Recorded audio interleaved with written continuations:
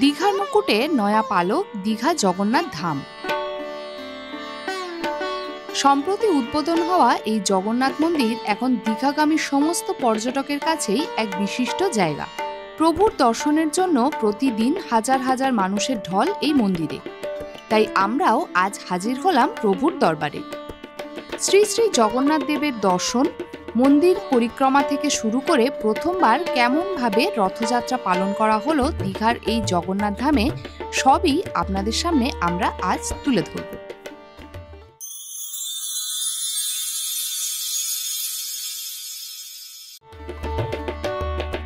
27 June প্রথমবার দীঘায় নয়া জগন্নাথ ধামে পালিত হলো রথযাত্রা। আর সেই কারণেই দীঘায় এখন সাজো সাজো রথ। তাই আমরাও সপরিবারে চলে এলাম দীঘায় জগন্নাথ দেবের দর্শনে।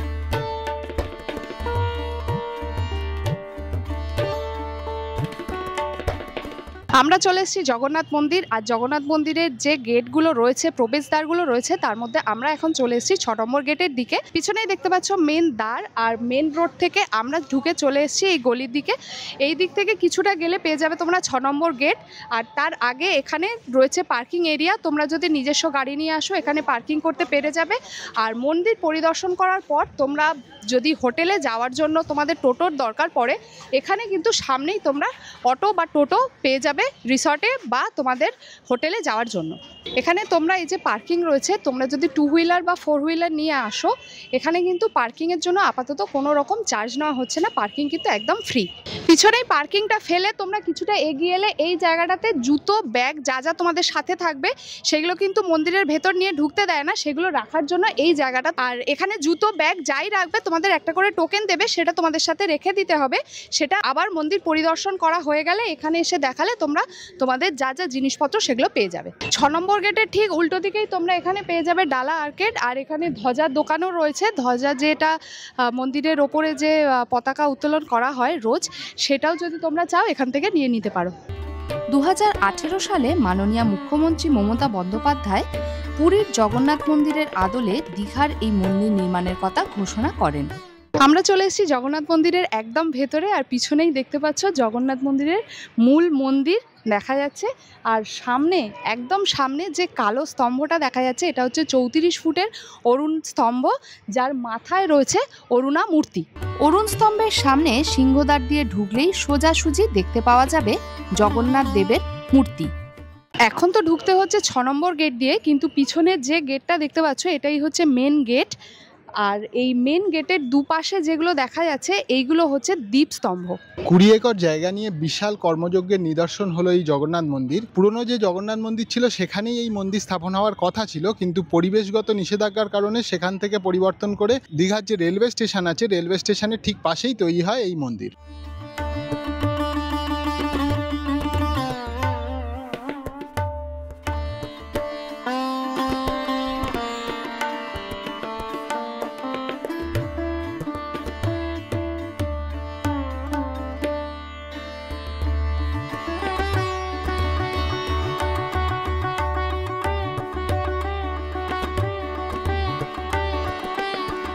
সম্প্রতি 30 এপ্রিল 2025-এ এই মন্দির উদ্বোধন করা হয়। 29 এপ্রিল শুরু হয় মহাযজ্ঞ। পুরীর জগন্নাথ মন্দিরের অন্যতম প্রধান সেবায়েত রাজেশ দৈতাপতির নেতৃত্বে নিম কাঠের তৈরি জগন্নাথ বিগ্রহে প্রাণ প্রতিষ্ঠা করেন। আর অক্ষয় তৃতীয়ার মাহেন্দ্রক্ষণে মাননীয় মুখ্যমন্ত্রী মন্দিরের দ্বারোদ্ঘাটন করেছিলেন। রাজস্থান থেকে আনার গোলাপি পাথর দিয়ে এই মন্দির তৈরি, যা কলিঙ্গ স্থাপত্য শিল্পের নিদর্শন। এই মন্দির সম্পরা ঘরানায় নির্মিত। রাজস্থানের গোলাপি বেলে পাথর দিয়ে তৈরি এই মন্দির। প্রায় 3000-এরও বেশি কারিগর এসেছিলেন এই মন্দির নির্মাণের কাজে। প্রথম যে জায়গাটা দেখতে পাচ্ছ, এখান থেকে বেরোলেই মেন মন্দিরে যাওয়ার আগে মাঝখানে তোমরা এরকম দেখতে পাবে পদ্ম পুকুর। এখানে প্রচুর পদ্ম গাছ লাগানো হয়েছে, একটা জলাশয় টাইপের করা হয়েছে, আর প্রচুর পদ্ম গাছ এখানে লাগানো হয়েছে। বর্তমানে দীঘার জগন্নাথ মন্দিরে প্রবেশের সময় হলো সকাল 6টা থেকে দুপুর 1টা পর্যন্ত। তারপরে 2 ঘন্টা মন্দির বন্ধ থাকে। আবার পুনরায় বিকেল 3টে থেকে রাত্রি 8টা পর্যন্ত তোমরা এখানে প্রবেশ করতে পারবে।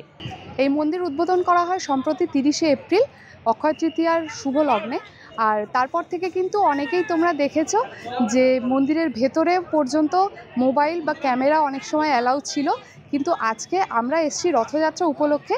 এখানে কিন্তু এখন দেখতে পাচ্ছি ভেতরে, মন্দিরের ভেতরে কোনো রকম মোবাইলের ভিডিও করা, ক্যামেরা তো অ্যালাউ নয়, মোবাইলেও কিন্তু মন্দিরের ভেতরে ভিডিও করা অ্যালাউ নয়। মূল মন্দিরগুলো ছাড়া এই যে ওপেন এরিয়া রয়েছে, এখানে তোমরা ছবি ভিডিও নিজেদের মতো করতে পারো, কিন্তু মেন মন্দিরে ভিডিওগ্রাফি বা ছবি তোলা একদমই বন্ধ। এই মেন যে মন্দির দেখতে পাচ্ছ, এই মেন মন্দির হচ্ছে 3 ভাগে বিভক্ত। প্রথমে হচ্ছে নাট মন্দির, তারপরে তোমরা পাবে জগমোহন এবং একদম শেষে পারবে মূল মন্দির বা গর্ভগৃহ। 16টি স্তম্ভের ওপর তৈরি এই নাট মন্দির। প্রত্যেকটি স্তম্ভের ওপর সূক্ষ্ম কারুকার্য নজরে পড়বে। ভোগমণ্ডপ ও নাট মন্দিরের মাঝে রয়েছে গরুর স্তম্ভ। নাট মন্দিরের দেওয়ালে কালো পাথরের তৈরি ছোট ছোট 10 অবতার মূর্তি। এরপর 4টি স্তম্ভের ওপর রয়েছে জগমোহন, তারপরই মূল মন্দির বা গর্ভগৃহ, যেখানে সজ্জিত রয়েছেন পাথরের তৈরি জগন্নাথ, সুভদ্রা এবং বলরামের মূর্তি। পুরীর জগন্নাথ মন্দিরের মতোই মূল মন্দিরের মাথায় যে পতাকা বিরাজমান, সেই পতাকা কিন্তু প্রত্যেক দিন বিকেলবেলা পরিবর্তন করা হয়। সেটা যদি তোমরা দেখতে চাও তাহলে কিন্তু বিকেলবেলা এখানে আসতে পারো। আর পুরীর জগন্নাথ মন্দিরের মতোই এখানেও লক্ষ্মী মন্দির রয়েছে এবং আলাদা ভোগশালা রয়েছে। এই মন্দির চত্বর ঘুরতে যদি কোনো বয়স্ক মানুষ বা বিশেষভাবে সক্ষম যে মানুষজন আছেন, ওনারা যদি ঘুরতে আসেন, সেক্ষেত্রে হুইল চেয়ারের ব্যবস্থা আছে, মন্দির চত্বরে পুরোটা ঘুরে দেখতে পারবে। এই বছরই প্রথমবার পালিত হলো রথযাত্রা। নিম কাঠের তৈরি মূর্তিগুলি পুজো করা হয়। রথ রাখা আছে দীঘার পুরনো জগন্নাথ মন্দিরে। চলুন সবাই মিলে দেখে আসা যাক। আমরা চলে এসেছি দীঘার যে পুরনো জগন্নাথ মন্দির ছিল সেই জায়গাটায়, যেটা বর্তমানে নতুন যে জগন্নাথ মন্দির হয়েছে সেই জগন্নাথ দেবের মাসির বাড়ি নামে পরিচিত। পিছনেই দেখতে পাচ্ছ যে বড় দুয়ার রয়েছে, সেখানে মাথায় লেখা আছে জগন্নাথ দেবের মাসির বাড়ির দুয়ার। পিছনের এই রাস্তা দিয়ে গেলে কিছুটা এগিয়ে গেলেই তোমরা দেখতে পাবে পুরনো যে জগন্নাথ মন্দির আছে সেইটা।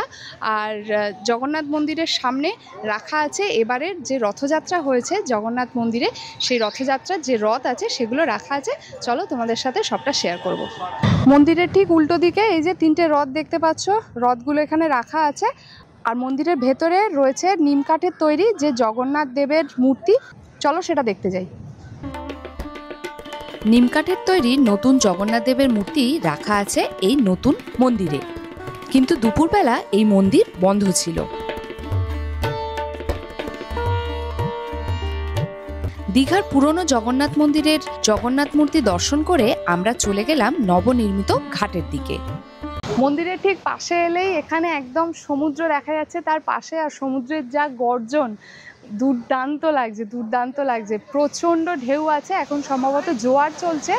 কিরম ঢেউটা আসছে শুধু দেখো তোমরা।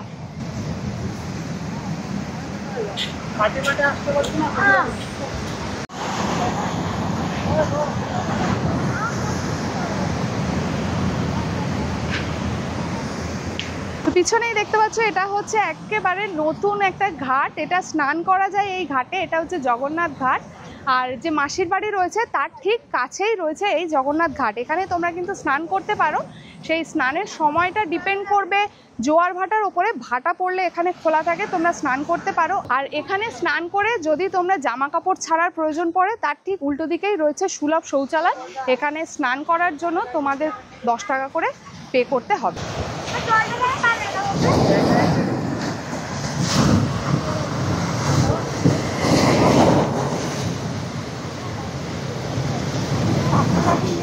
আমরা এখন যে জায়গাটায় দাঁড়িয়ে রয়েছি তো জগন্নাথ ঘাট বলে। এর ডান দিক দিয়ে এই যে রাস্তাটা, এখান থেকে তো তোমরা যদি ডান দিকে যাও সেক্ষেত্রে চলে যাবে তোমরা ওল্ড দীঘা, পুরো সমুদ্রের ধার ধরেই যেতে পারবে। আর বাঁ দিক দিয়ে যদি যাও সেক্ষেত্রে নিউ দীঘা পৌঁছে যেতে পারবে। দীঘার জগন্নাথ মন্দিরের অসাধারণ আলোকসজ্জার সাক্ষী হতে বেশিরভাগ মানুষই ঠিক গোধূলি লগ্নে ভিড় করেন এই মন্দিরে। চারিদিকের আলোকসজ্জায় দীঘার পরিবেশ এখন উৎসব মুখর।